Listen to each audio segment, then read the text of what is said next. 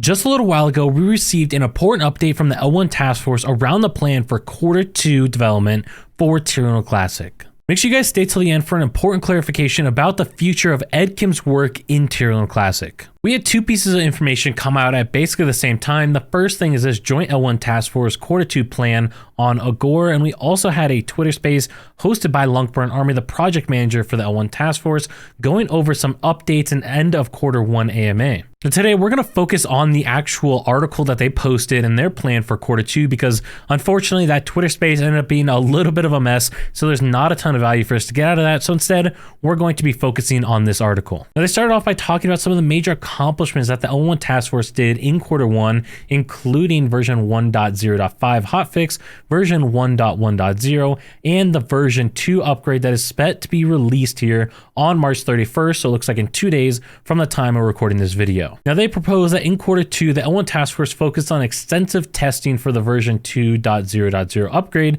and building out the test net. That way they can do easier upgrades in the future, providing technical advice for developments such as the Ziggy repeg proposal, and deploy version 2.1.0, bringing the blockchain to parity with other Cosmos blockchains. So it looks like we could actually fully be reaching parity when we go into Q2 potentially. Now, in addition to this, the L1 task force is seeking to work with an L2 dev team to develop a classic station. That way we are separated from TFL infrastructure, because right now we are currently using their station application for a lot of the Terra Luna Classic utility. Now, the team members for the L1 task force are going to remain the same as they were for February through the end of March of Q1, with the exemption of Edward Kim, who will be making a lateral move to work on an AI sidechain. This is something that we talked about in a video just a couple of days ago, and features for the Terra Luna Classic blockchain. And so this will bring the team to have Superman, Till, Tobias, Vin, and will be managed by LUNC Army as the main members of this L1 task force. Now, very critical point right here that we need to go through.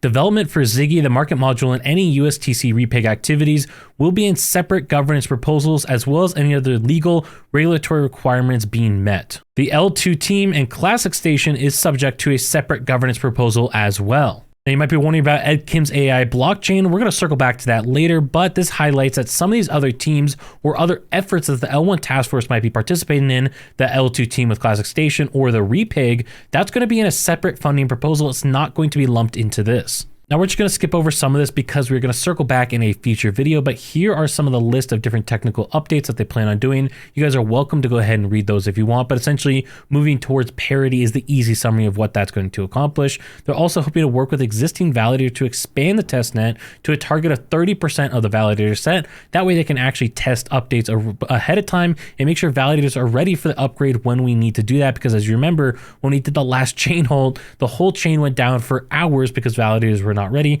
So hopefully this will resolve that issue.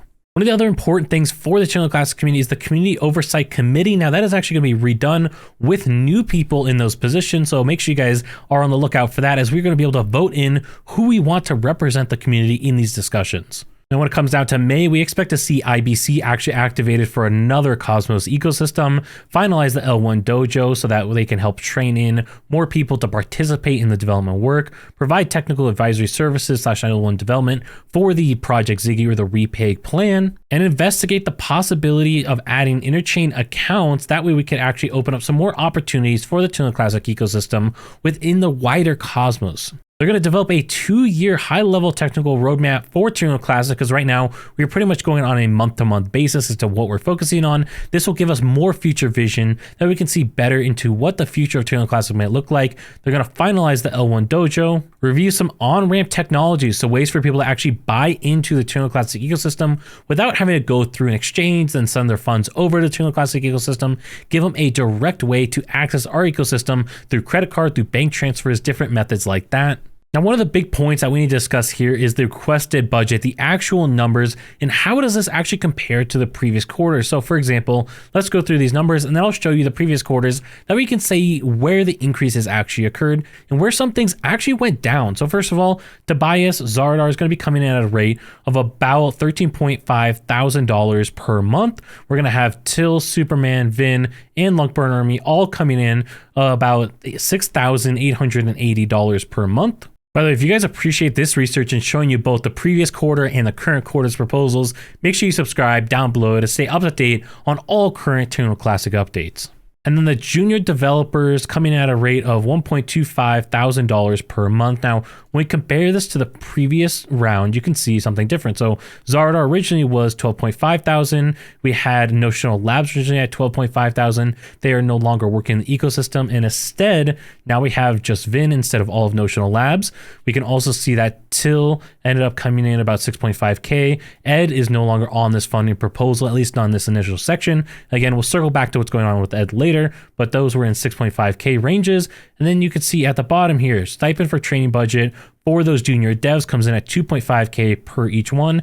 So you can see those devs, those training junior devs, they ended up getting cut down. LUNC Burn Army salary ended up going up, and all these other salaries went up by a little bit as well. They do have an OPEX budget coming in at $3,000 per month, which is going to help cover Office 365, discretionary computing costs, and other costs associated with the dev work. The total budget comes out to be $139.5 thousand for quarter two.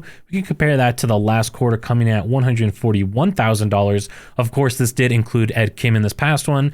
No longer includes Ed. Instead, everyone else is getting a little bit of a bump up here. So we're seeing that shift in where the money is being allocated. Now, as you guys waited from the beginning, the update around Ed Kim. Now, Ed Kim is working on the side AI chain, but as you can see, LUNC Burn Army responded to somebody's question and clarified Ed is not requesting money for the AI project. You'll note that while work on this item is mentioned in this proposal, Ed is not requesting community pool funding for this right now. So we can actually expect to see Ed working on this AI chain without expecting any funding out of it, at least currently, which is definitely a good thing to see. There was some uncertainty. People are a little bit wondering, how is this going to be handled? Is Ed going to require funding for this? How will this be packaged? So this is good news that we have the clarification that Ed is going to work on this AI side chain, but is not actually going to be coming out of the community pool, at least not right off the bat. So that's great for the community. We are saving money as we go along here. And so this funding proposal will leave us with roughly about $60,000 after we subtract this $140,000 of value, which means we'll have more funding, as we expect to have a funding proposal for the legal team that's going to be about $20,000, and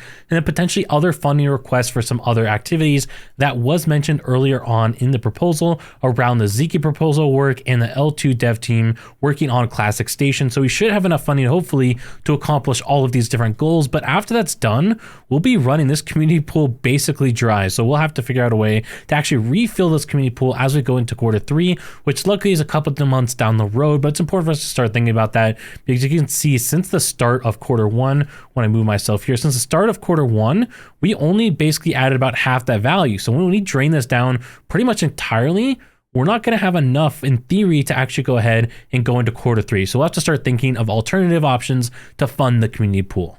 A lot to digest here, I know. So personally, I'm going to sleep on it before I come out with opinion, whether this is good, bad, maybe needs a couple changes. I'm going to sleep on it, think about it, as there is a lot to digest here. But let me know in the comments down below, what do you guys think about this proposal? Do you think that this is going to be awesome potential for the future of Terra Luna Classic? And what do you guys think that future of Terra Luna Classic might look like? If you want to hear a different perspective on the future of Terra Luna Classic, check out this video up here. I'll catch you on the next one.